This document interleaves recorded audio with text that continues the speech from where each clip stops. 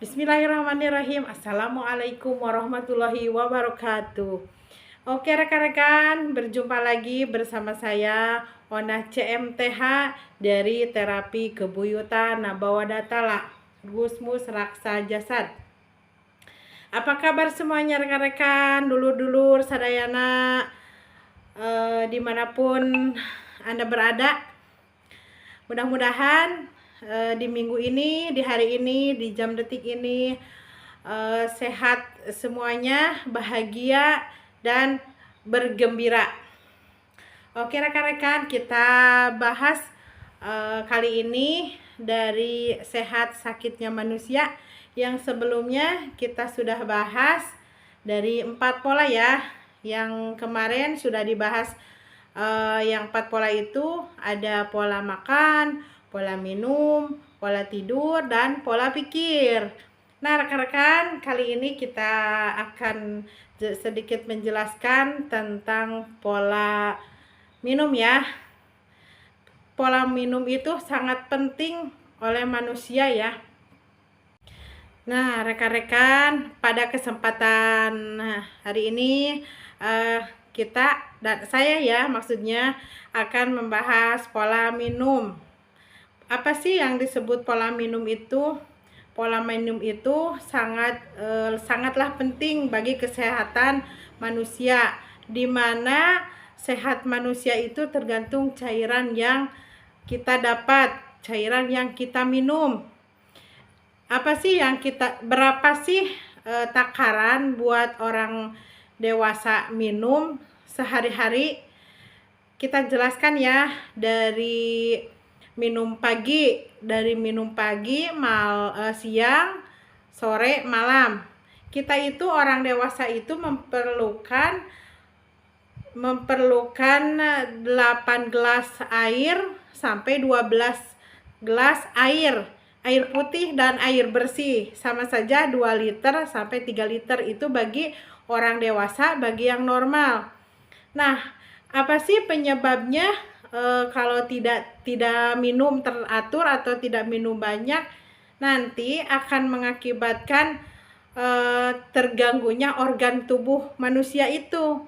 Ya, organ kita kalau kita tidak teratur minum, pasti ada yang kerasa, pasti organ tubuh kita itu ada yang melemah, bahkan ada yang tidak berfungsi normal gitu rekan-rekan. Jadi kita itu harus berkonsisten untuk minum, apapun itu cuacanya, apapun itu kondisinya, kita usahakan minumnya itu yang bagus dan yang teratur ya. Jangan karena sekarang lagi musim dingin, nggak mau minum, takutnya nanti kurang cairan di kita, jadi hidrasi ya rekan-rekan. Kalau kita misalkan cuaca panas, jangan berlebihan minum es, kita teratur di pola sehat aja ya. Kita usahakan bangun tidur itu minum 1 gelas apa 2 gelas, nanti sebelum makan, sesudah makan, dan di jam-jam jam 10, jam 11 siang gitu harus ada cairan. Apalagi tuh kalau yang kerjanya duduk itu harus banyak minum, soalnya nanti yang kerasa itu pasti di organ pinggang, apa di kandung kemih, itu pasti cepat kerasa itu loh rekan-rekan. Apa sih akibatnya kalau kita kurang minum? Ada nih, pasti gangguannya pusing, sakit kepala, itu boleh bisa jadi kurang minum. Terus cepat kecapean, sakit pinggang, bahkan nanti kandung kemihnya itu terganggu loh kalau kita kurang minum. Dan perlu kita ketahui ya, di minum itu jangan kita menunggu haus. Sebaiknya sesuai dengan kebutuhan organ kita, tubuh kita. Jangan sampai kita nunggu haus tapi baru itu minum. Ada lagi nih, tergantung cuaca, kita harus bisa mensiasatinya ya. Jangan sampai karena tidak haus apa dingin jadi kita tidak minum. Itu jangan jangan dibiasakan ya kita itu belajar konsisten dalam asupan minum. Terus minumnya kenapa kok udah banyak minum, udah banyak makan tapi sering terganggu itu sakit, ada yang kerasa misalkan. Ini perlu kita ketahui ya rekan-rekan, minumnya itu sambil duduk ya.